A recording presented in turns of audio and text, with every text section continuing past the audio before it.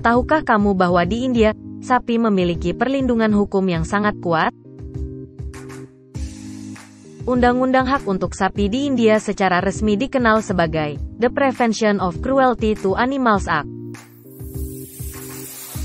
Undang-undang ini diperkenalkan pada tahun 1960 dan telah mengalami beberapa revisi sejak saat itu. Jadi, apa sebenarnya yang diatur dalam undang-undang ini? Pertama-tama, undang-undang ini melarang penyiksaan terhadap hewan dan memastikan kesejahteraan sapi dijaga dengan baik. Ini termasuk melarang penganiayaan, penangkapan liar, dan perlakuan yang tidak manusiawi terhadap sapi. Tapi ada satu hal yang menarik perhatian saya.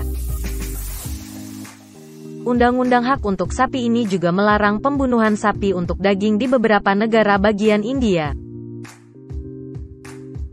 Ini karena sapi dianggap sebagai hewan yang dihormati dalam agama mayoritas penduduk India, yaitu Hinduisme.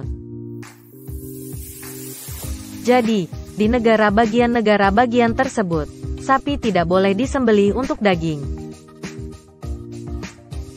Namun, penting untuk dicatat bahwa undang-undang ini tidak berlaku di seluruh India. Beberapa negara bagian lain masih memperbolehkan pemotongan sapi untuk daging, terutama di komunitas non-Hindu. Undang-undang hak untuk sapi di India telah menjadi subjek perdebatan yang panjang.